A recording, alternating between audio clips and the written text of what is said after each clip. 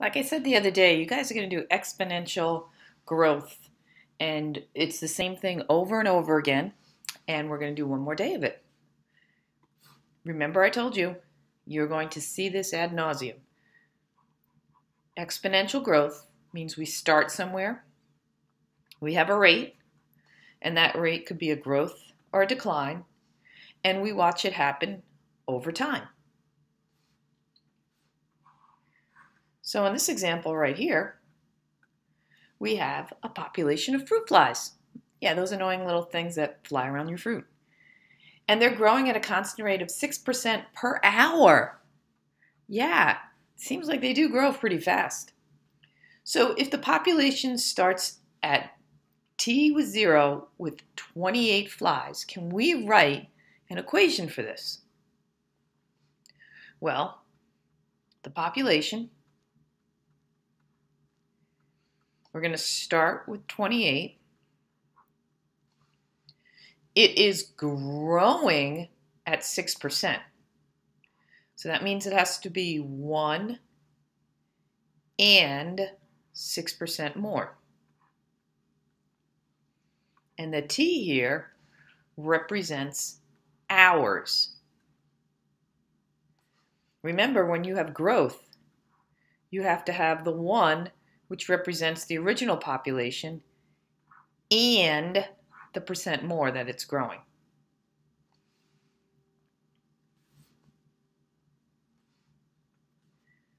Water is draining out of a pool. The depth of the water decreases at a constant rate of 20% per hour. The depth of the water when the draining begins is 12 feet. So this is probably something that you guys do at the end of the season in the summer when you have to cover your pool. So again, let's try and write an equation for this. So the depth, depending on the time, is found by taking our start, which is 12 feet, and now it is a decrease. So we're losing 20% per hour. So remember, when you do decrease, it's always what is left over. That's what you put inside here.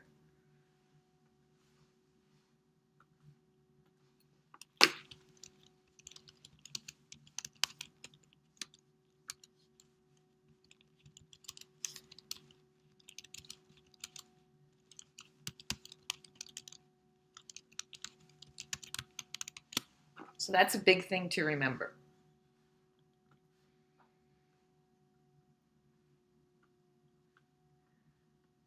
We can put some arrowheads on it.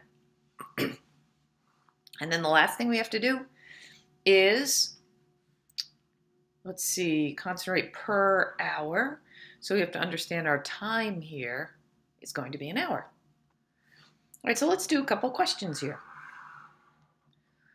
Let's find the depth of the water after 1 hour, 2 hours, and 3 hours.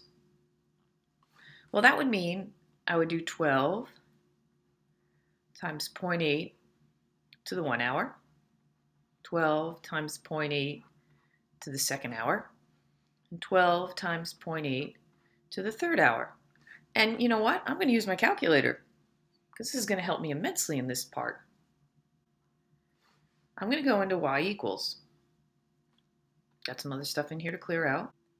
And then I'm going to go to my table. And there is everything I need. After 1 hour, there's 9.6 feet left.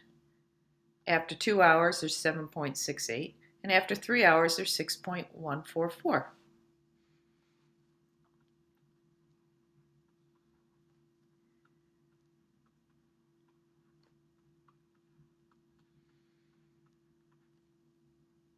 All right.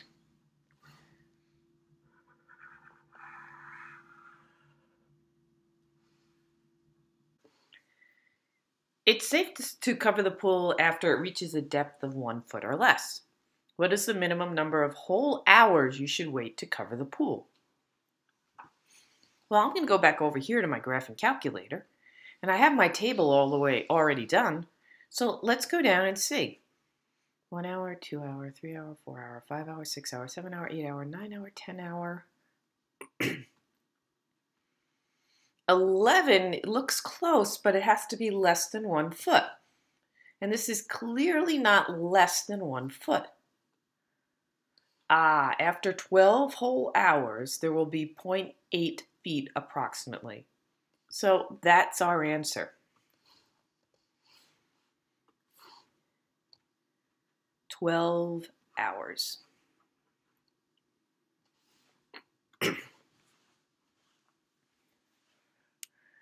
All right, so we have 3 questions here that we should be able to breeze through in a heartbeat. Which of the following equations would model an exponential quantity? There's our first clue, exponential. We know exponential has to look like that. So you know what? I'm going to come down here, and quickly I see that number 2 is exponential, but it doesn't have that multiplication going on here. That begins at a level of 16. So we know our starting point has to be 16. Well, that didn't help us any. All these other ones have starting points of 16. Decreases at a constant rate of 8%. So that means when it decreases, we have to do what percent is left over. So quickly we say 100% minus 8% means we're looking for 92% left over. And here you are. Choice A would model this equation, what would model this example. All right, number 4, $350 is placed in a savings account that earns 3.5%. All right, so we know that anytime we're talking about money, we're talking about exponential growth. So we are going to be using our formula. So my savings is based on how much time I save. I'm starting with $350. I'm earning money, which means I want my $350 back, and I want 3.5%. How much would the savings be worth after 10 years? Okay, so we're going to raise this to the 10th power. Let's get out our calculator and let it do the hard work. 350 times 1.035 to the 10th. Now notice I don't have to put that in parentheses because order of operations is going to do my exponent before it multiplies. So money goes 2 places after the decimal. Let's look 1 place, so that 9 is going to round that 0 up to a 1. So I'll have $493.71. And there we are. Choice D. One last one. In a savings bank account can be modeled by the function savings over time is 250 times 1.045 to the t. Can we identify the initial investment and the interest rate? This is getting to be cake. There's my initial investment, a whopping $250.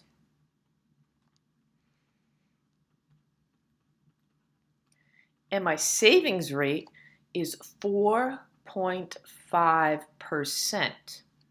Because I'm going to ignore the 1, because that means I'm getting all my money back, and just move the decimal over twice. And in this day and age, 4.5% is a great savings rate. You should hop on that bank.